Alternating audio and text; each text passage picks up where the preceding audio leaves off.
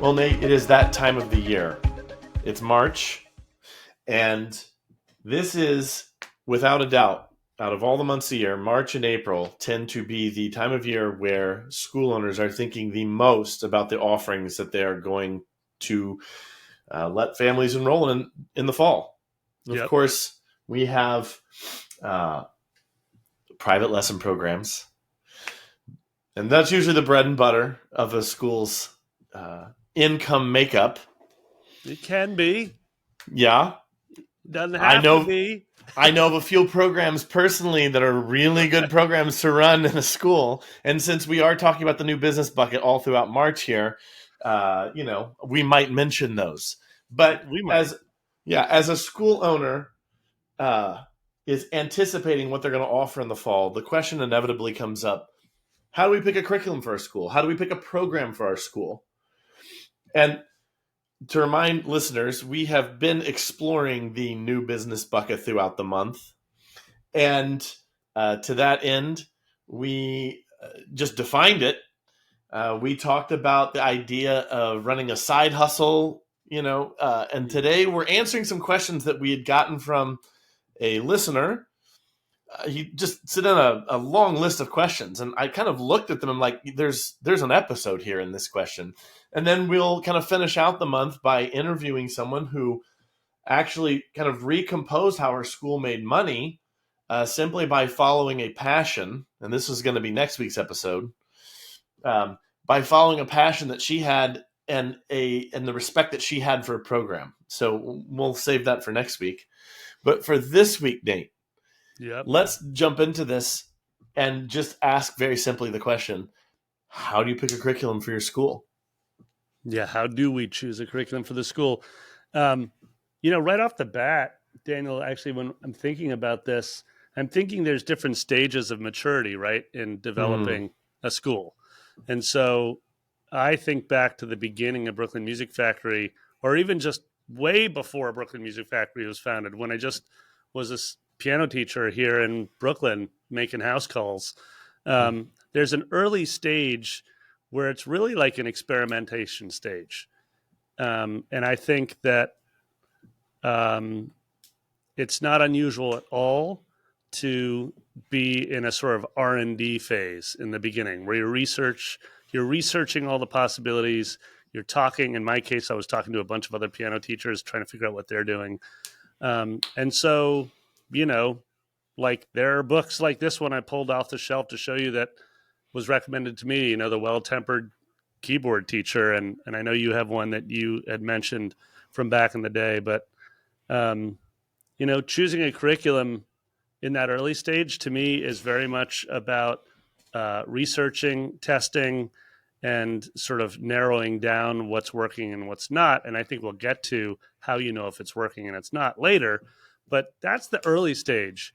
I think in the later stage, as your school gets more mature, and again, we're going to dig into this more later in this ep, but it should be pretty clear that you have gotten a lot of testing of material under your belt, and B, you're getting much more clear about what an outcome for your student is supposed to be in your program.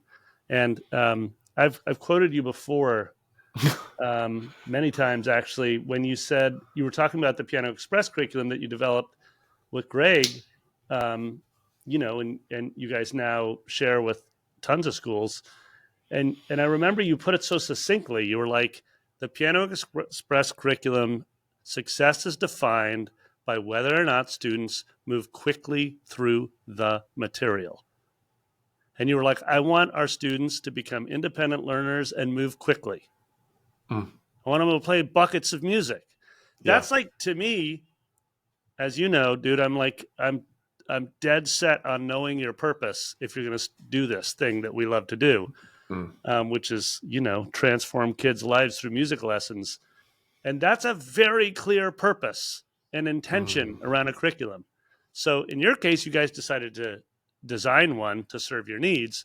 But of course, we're here to talk about how do you choose another one that might serve your specific school's needs. So I'm going to end my initial comment with that. think of yourself as a listener, assess which stage are you in right now. Are you in the R&D testing and refining stage, or are you in a more mature stage where you're pretty clear on what the purpose is for your school or academy, and now it's just a matter of just making a real concrete choice? Well, everyone, thank you for tuning in. You've been That's a great opening salvo, Nate. And you're touching on something that I wanted to talk about too, and that is you have to have purpose defined. And to go back to the testing phase, or as you call it, the R&D phase, and then the more mature phase, for me, I went through that myself. I was looking for a solution that I could not find. Right. And that is why I created with Greg what I created. And I even created my own group structure that was a little bit different than Greg's. And we kind of went our own ways for a while. And then we came back together in the last 5 years. And I will just say that if you are aware of the outcome that you are trying to create in your student, that is probably the North Star that you should be chasing when you're asking questions like this, because the listener who wrote in is in that earlier stage of career. Okay, dig it. And asking a lot of questions. And actually what I want to do to start the episode is actually kind of list out some of the questions that are asked. What curriculum should I choose? How do I evaluate and test available books and methods? Should I test these with students? And if so, for how long?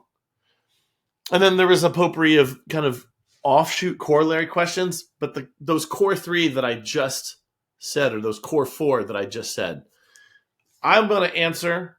Then I'd love to hear what your answers are. Maybe we can kind of go through it rapid fire each, and then maybe we hit those at the end, and then that's the up. So I would say that in the early part of my career, I was just looking for something that I thought would get results with students. I didn't realize that I needed to be the result. I didn't realize that the curriculum didn't matter. And I mentioned this in a previous episode, that it's not the curriculum, it's the teacher. And we talked about this in the last episode. So I tested a lot of method books, and then I tested some group lesson methods when I was starting out, and I was very dissatisfied with the group lesson methods, which is why I eventually kind of did a hybrid of everything I'd studied up to that point. I liked some traditional methods. I didn't like any of the group methods that were out there, so I kind of jury-rigged and retrofitted the traditional methods, specifically Faber, which I still have a lot of respect for, to be a group method. And I kind of had this style, and I'm not going to get into my whole story because people have heard it ad nauseum on this podcast. Then, in kind of partnering with Greg, we built this summer camp that then Greg eventually turned into his own method, kind of separate from me. And then, as I said earlier, we came back together to form grouplessons.com. So what curriculum should I choose? Since the question's so broad, I'm going to answer it broadly. You choose the one that gets the outcome that you want and that you feel comfortable and enjoy teaching out of, which kind of leads me into how do you evaluate or test that? I did test it live with students. I had, at one point in my studio, I had different students on 3 or 4 different methods, kind of comparing results. Sometimes I would teach one student out of 2 methods at the same time. And I was just beginning to get a feel for what each one represented. Now, I think there is one other consideration to take into this as well, because we're talking about a main method that you choose for the school. What about curriculum of special programs, like a Rock, Write, and Record, or Jam Band 101, or Piano Express? Although Piano Express is more of a core method, that's kind of the central backbone of a piano department of any music school. Things like Big Music Games, which is a sponsor of this podcast, and some of those other things are more like add-on programs. And if you're asking about that, that's where I kind of turn to you, Nate. How would you recommend a school owner go about choosing special curriculum?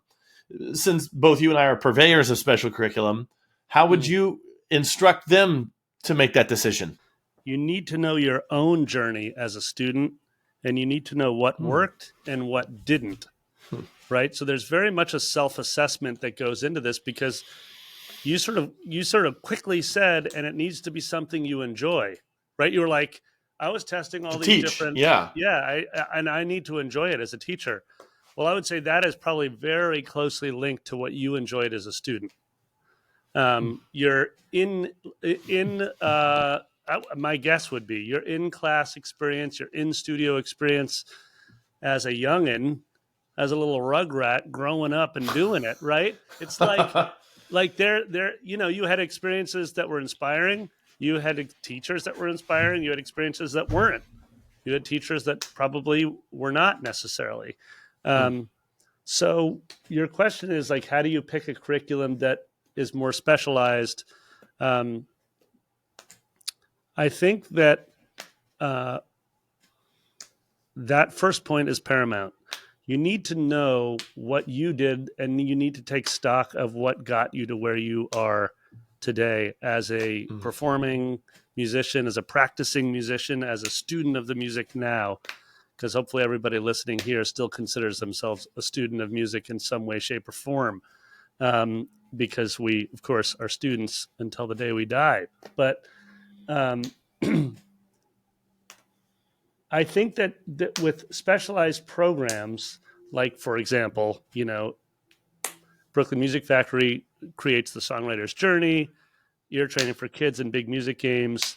I actually think of big music games as like a fundamental curriculum piece that should be in every school, because it's an ear training piece and a music theory piece. And the only difference between big music games and a bunch of other great ear training opportunities out there is that it's packaged in a really fun and engaging way for kids, say 4 to 14, or 4 to 9, really. So when we are choosing curriculum, that kind of brings me to my next criteria, which is you need to know the age range you're intending to serve. What's that sweet spot for you? At BMF, our sweet spot is really like the 7, 8, 9, 10, 11-year-olds. And we have a ton of teenagers that are writing, recording records, but in terms of where we're really focusing our attention on methodology, it's there, right? So the second criteria for you when you're picking a curriculum is, you want to look at the people putting out curriculum that are targeting the age range that you're really interested in helping to transform, right? That's like essential. Because remember, if you focus on all ages, you're focusing on no ages, right? It's just like trying to offer every instrument at your school means you don't really offer any instrument at your school, right? You just offer a huge buffet where everybody's just taking a taste test and nobody's really getting into the entree. So we don't want that either. Real difficult to change people's lives by giving them a surface level understanding of anything. So that's the second criteria: is know the age range you want. And as you're doing your R&D and looking for programs, you're like, oh, if I'm serving this specific age range, well, like, for example, I'd say Berklee College of Music is the strongest global songwriting program in the world. No question. There's no other program that's been around longer that's focusing specifically on, that started as a songwriting program. Right? Of course, it's grown out of that and it's become known for production and all kinds of other things, and jazz and other stuff. But really, that's what it was. So, like, if you were serving primarily, high school, college students and adults, I would say go definitely dig deep into what the Berklee curriculum has. No question. I wouldn't say come look at the Songwriter's Journey at Brooklyn Music Factory, because you're trying to serve someone age 14 and up, and that's not where our focus is, right? So it's really important that you know your age. The last piece is gets back to my first point. When we were deciding whether to adopt another curriculum or to make our own, I had a bit of a moment of reckoning where we were like 10 months or a year into Brooklyn Music Factory's history. And I found myself being like, kind of overwhelmed and at the same time underwhelmed by the books we were choosing. Like, we were choosing these piano books, and interesting. I talked about this in this other episode. I was making tons of jam tracks to try to support that material. Yes. And it's not like the books were at fault. It wasn't the book's fault. It was my fault, because I just automatically just grabbed the book that someone recommended and just did everything I could to try to make it interesting for me. Right? It's not like that publisher was at fault. They were producing a great book for who they were trying to serve. Right? So what I did in that moment was I was like, hold on, dude. Why are you, at this time I was 40, I was like, why are you at 40 years old still loving studying and playing music? You know, I was playing it, like I had my reggae band, I was doing jazz gigs and blah, blah, blah. And I was like, so I really just did a little bit of my own musician's journey exploration. And I was like, oh, number one, anytime I want to study something new, I always sort of gamify it for myself. You know, I make flashcards, I make jam tracks, I make little things, whatever it is that I want to learn, I do it. And then I have ways that I kind of gamify, like I modulate I play the piece in multiple keys, I play the piece in multiple tempos in different styles, blah, blah, blah. Right. And I was like, oh, well, Nate, you like it when it's gamified. Okay, that's important to know. Secondly, for me, I always needed to balance alone time with collaborative time. You know, I had to be playing with other people. I never practiced for the sake of practicing. I always practiced for the sake of being able to play with others. So I was like, whatever Brooklyn Music Factory does moving forward with curriculum choices, it has to be a gamified and super fun method. And number two, it has to promote collaboration. If it doesn't do those two things, not going to use it in our school. So that's my last point is, I would encourage us, if you're listening to this, just literally take stock of your own journey and think, what is it that keeps you playing and interested today? Like in a detailed way, get really clear on the methods that worked and the methods that didn't, the curriculums that worked and the curriculums that fell flat for you, and why. This episode is sponsored by grouplessons.com. If you're looking for a group piano method that is easy to implement in your studio or school, look no farther than Piano Express from grouplessons.com. Because unlike most group piano methods, Piano Express allows students to make individual progress within the context of a larger group. And because of the at-home practice tools and gamified curriculum, students using the Piano Express method make faster progress than the average method book student. And that helps students feel excited, accomplished, and motivated to learn new music. Also, the system is really adaptable. We've got teachers using the system in their home studios, and we have many large commercial studios running our 3-room model that allows you to see up to 24 students per hour with just 2 teachers. So if you'd like to learn more about Piano Express, navigate to grouplessons.com and sign up for a free demo. You'll get to look at the method, our app and teacher guides, and we'll even give you a sneak peek of our implementation plan that has helped hundreds of studios start their group program in just a few weeks. How long should it take to evaluate a curriculum? I'm just going to say this. Yeah, what do you think? Having evaluated a lot, often the clarity that I had internally about what I was looking for, the more clear that I was, the quicker I could evaluate it. To the point that if what I was looking at was clear enough in its purpose and I was clear enough in what I was looking for, I might not even have to I might just know before having even tried it, like, oh, this is exactly what I'm looking for. When last year I spoke to hundreds of people about Piano Express, which, by the way, if you're thinking about something to offer in your piano department this fall, there is no, well, I don't want to step on any toes. You're slightly biased. There's no better group curriculum in the world for just kind of core piano instruction, prepping kids for, great sight reading, prepping them to be independent learners. Okay. I talked to hundreds of people last year about it, and many of them became Piano Express licensees. And I quickly began to see all the questions that people were asking me. And sure enough, when I went back and evaluated every Zoom call that I had, about 80 to 90% of the questions were exactly the same. So what ended up happening was we were very, very clear about what it was that Piano Express could do, and it attracted people who were looking for that outcome.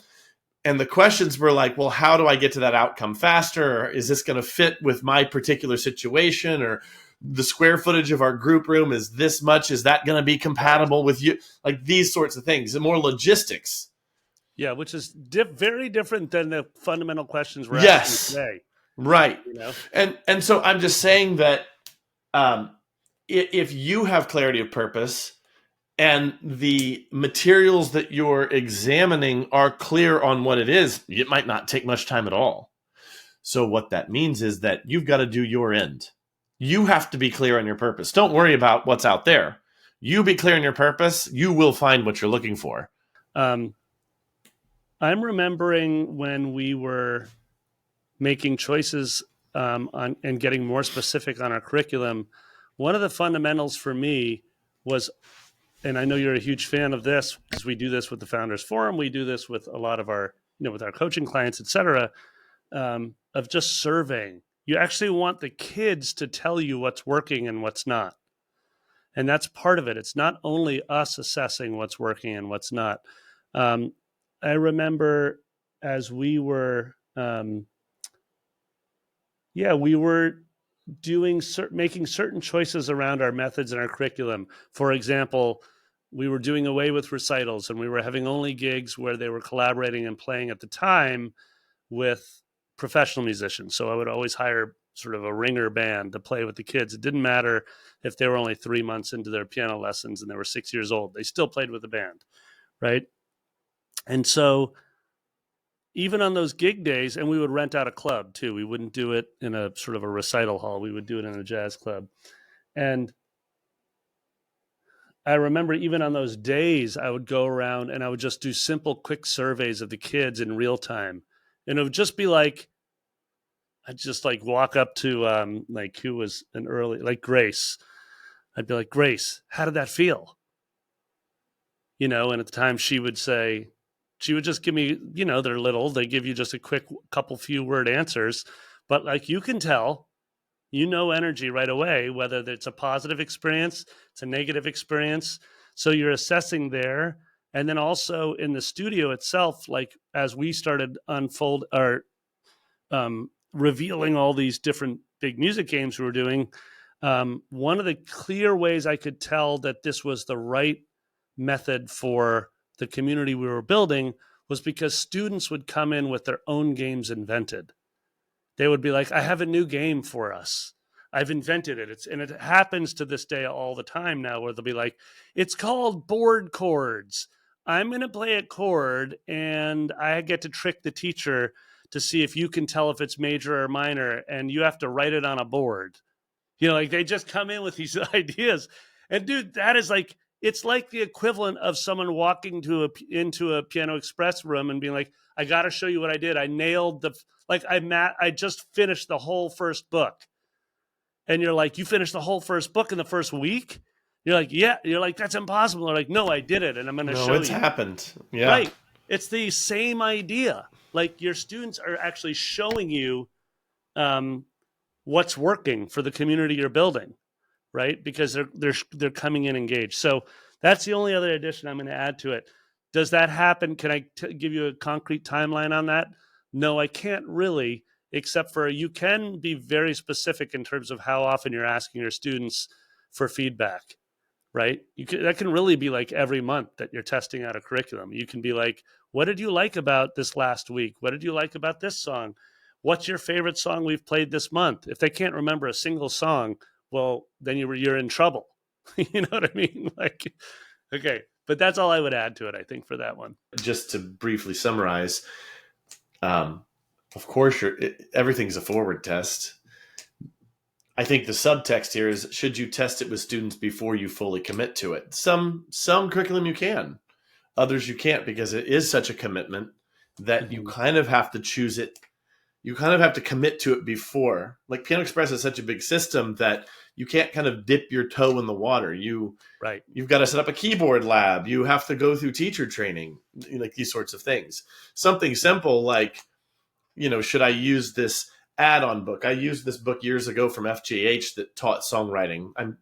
No, it wasn't nearly as good as your program, Nate, but there were only so many opportunities back 20 years ago.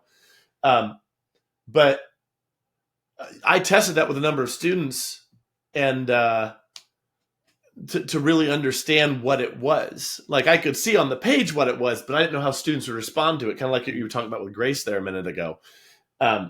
So some things I think you can test, some things I don't think you can. So I think that's how I'll put a bow on that. So Nate, go ahead. Yeah. I want to highlight something you just said there. Sorry, which is that you can't really dip your toe in. I don't want to encourage us to think that we're just.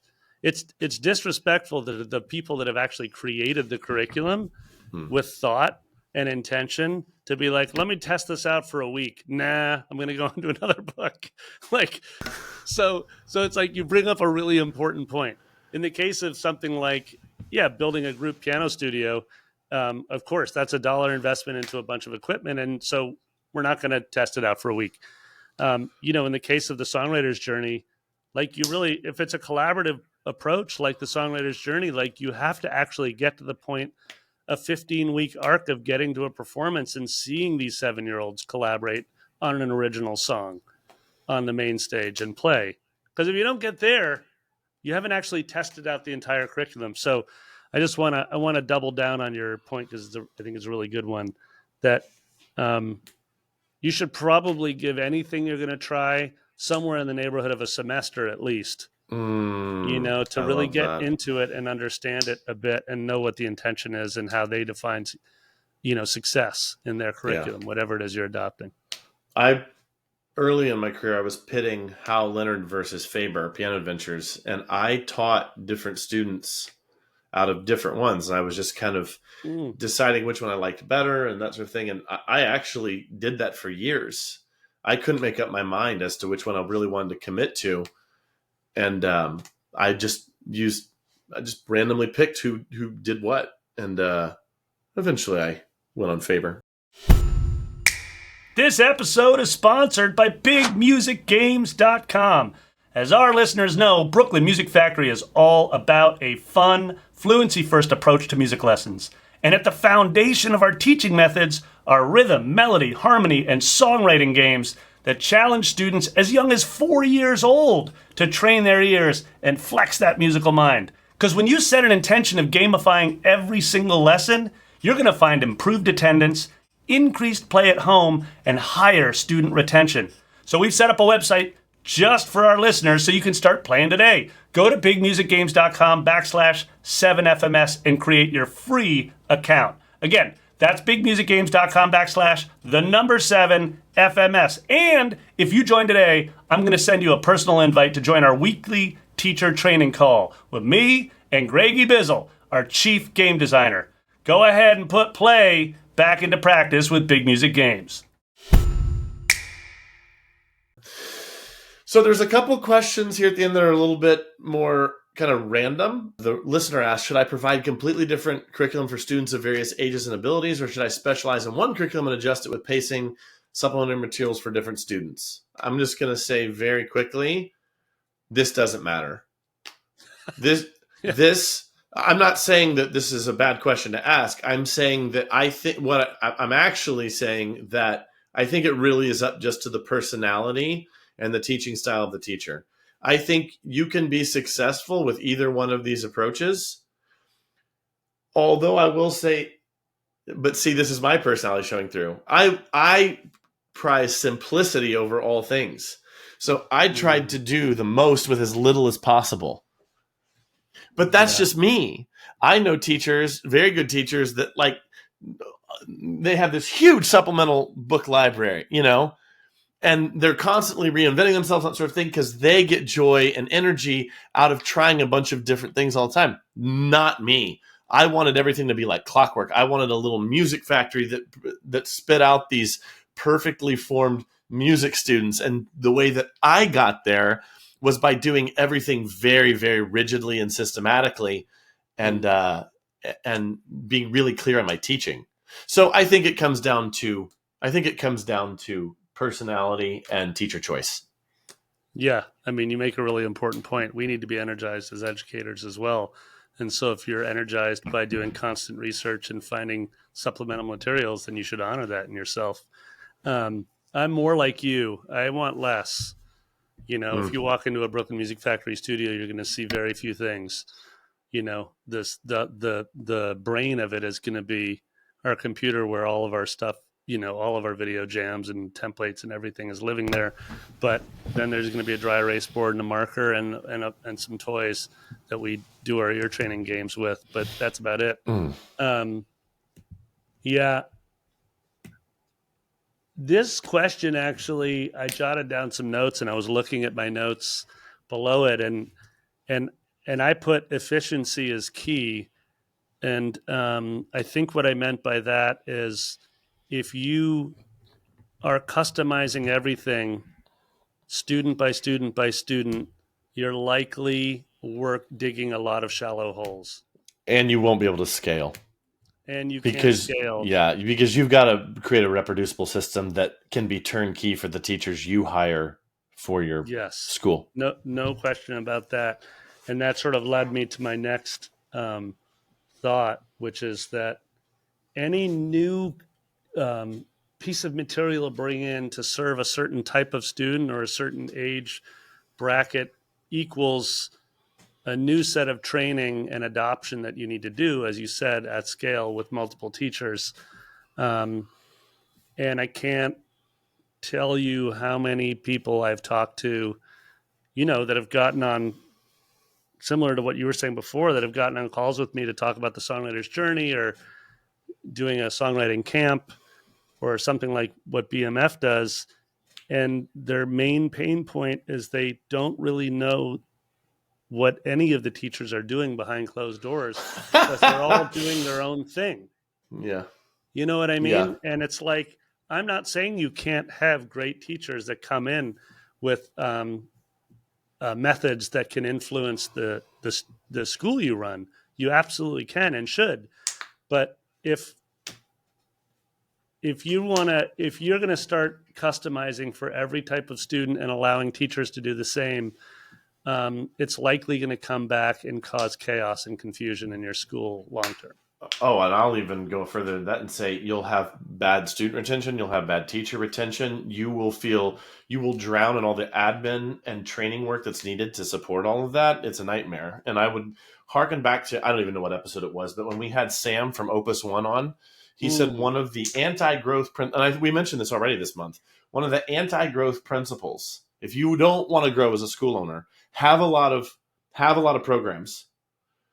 His growth principle was, don't be that school owner that, we got someone who was inquiring about saxophone. Let's go hire a saxophone teacher. We got someone inquiring about ukulele. Let's start a ukulele program. Oh, someone inquired about, let's start a songwriting. And just, there's money there. And so they try to scoop a few dollars off the floor and they miss bushels and buckets of money when they're not specializing in just one thing. Our songwriting parties are themed. So every season, we call them seasons. You might call them semesters, same difference. Every season we have a theme. And what we do is, as a community of teachers, we vote on the theme. So our theme, for example, that we just voted on weeks ago is colors. And so in the same all-staff meeting, we do this. We then say, everybody, put in this group Slack channel, in our all-faculty channel, any song that you think of when you think of the theme colors. And from there, we create a playlist of songs. And these are specifically for our teens, because once our students graduate out of the original songwriting program, the songwriter's journey, it opens up into more of a traditional pop and rock program where kids learn cover songs. However, to your point, Daniel, they can only pick songs from this collaboratively selected playlist. So we make that playlist together, and then we publish that playlist, i.e. we just, it's just like a YouTube or Spotify or Apple Music list. And then from there, we start building bands of teens around this select 20 tunes. So we've already said, okay, these are the only 20 songs that we're gonna gig on in 3 months. But to your point of simplicity, less is more. Once you have a song, for example, I don't know, maybe Katy Perry's Fireworks made it onto the colors. I don't know why it would, but maybe Fireworks is colorful. Yeah, no, that's fun. Yeah, it is. It made it on there. Then I'll be you're okay, cool. Chord progression for KP's Fireworks is X. And what I'll do, rather than try to create more out of that, like I need 6 other songs that use this chord progression. Instead, it'll just be like, just make exercises with, the chords of the chorus of whatever section it is, and work that way. So you're never straying far from this single song, but you're creating little micro lesson plans out of it. But it's just the same thing over and over. You're just looking, it's like all great teachers know this. We're just looking for, it's finding new angles on the same material each week so that your student is like, stays surprised and excited and engaged. It's not that you need 200 songs to choose from to keep that student happy. You actually only need 1 song. You just need to come at it from these different angles and keep it simple. That's my version of simplicity, is like, because I'm like that teacher who loves to research and have lots of materials, but actually in a different way. I just want 1 song, and I want to be challenged to be creative with the lesson plan around that 1 song. That makes sense. So keep it simple, but then just, flex that creative muscle. So anyways, that's just an idea. That's probably helpful for some of our listeners to think about how they come up with song choices for their teens or whatever. But that's how we do it at the factory.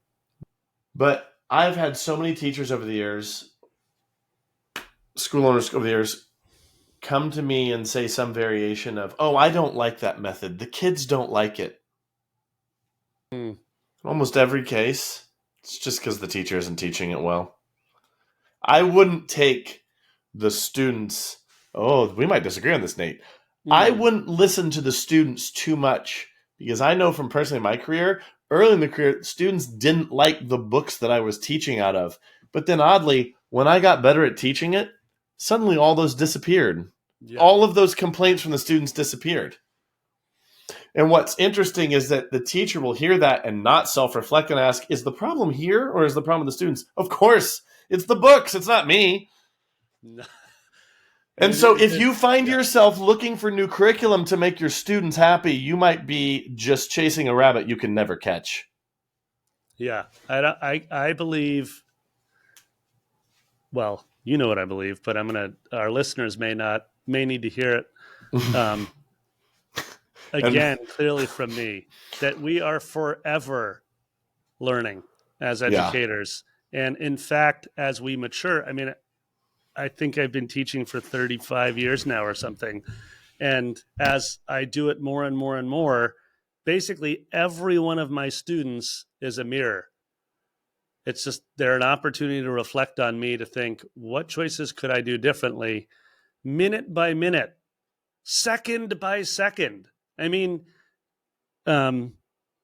do these free trainings, these big music games trainings, and I find less and less of the time talking about big music games, and more of the time we're reflecting as a collection of teachers on what choices we could make, what different choices we could make with the language we use, with the way we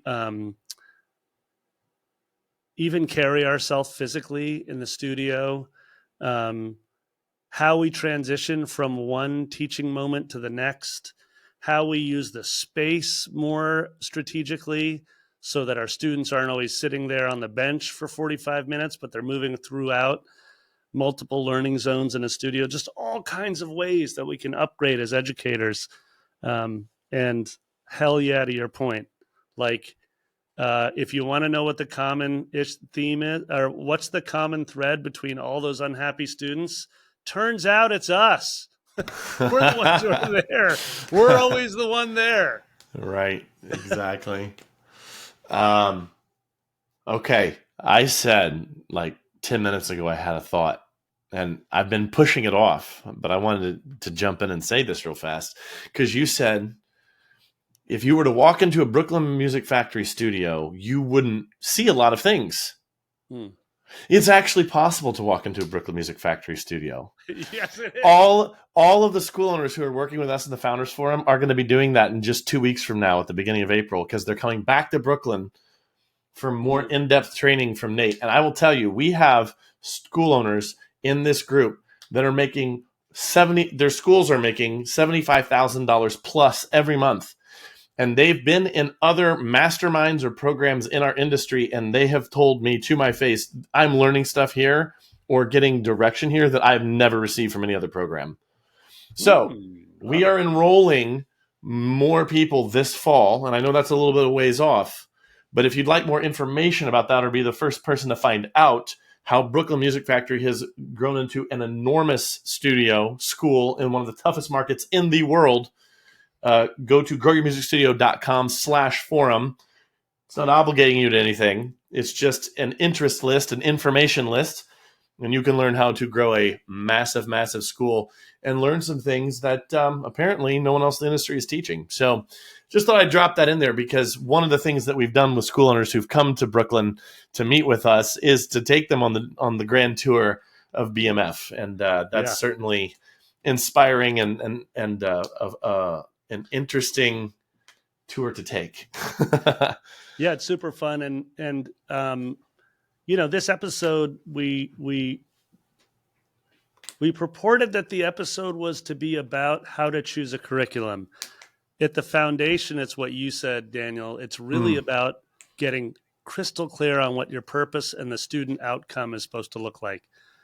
I.e., when there's a student, like if you ask a graduate of Brooklyn Music Factory, of which there are many that are in their 20s now, playing in bands, doing their thing, and they reflect back on their time at Brooklyn Music Factory, is what they say they got out of that opportunity going to be the same as what I say our purpose is, right?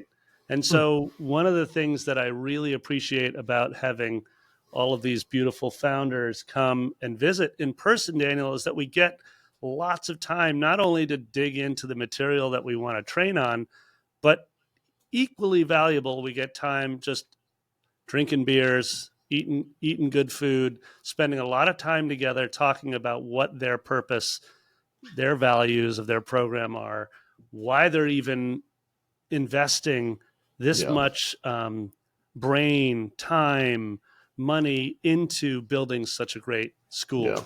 Because nobody's doing it if they don't have a really clear purpose. 100%. And everybody needs to help. Everybody needs help, myself, yourself included, in just being able to communicate that effectively.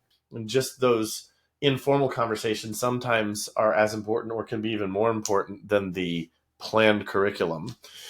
Which, speaking of planned curriculum, it leads me to the final question of this episode. Nice segue. Man, I'm crushing it today. What are some good tips for staying updated on the latest materials published for purchase? I'm going to the MTNA National Conference this year, but there's probably easier ways to stay in the loop, right? Okay. I have an answer to this. Nate, I'm sure you do too. Here's what I think. And I'm going to quote the classic movie from 1991, Beauty and the Beast. If it's not Baroque, don't fix it. Nice. Wow. Why do you need new materials? If you've got a system that works, why upset the boat? Now, if you're in the R&D phase, then yeah, this is a legitimate question. But I would caution a more mature school owner from chasing the BSO, the bright, shiny object, which Nate talks about all the time. If you're in the early phase, I'd say go to your local music store, peruse all the books that are out there. Go and look. And I would do this back when I was younger. I would go and look at FJH's website. I would go look at all their catalog. I would look at their catalog of music online. I did go to the conferences, NAMM, MTNA, Francis Clark in Chicago every other year, odd numbered years. I would look at what was out there.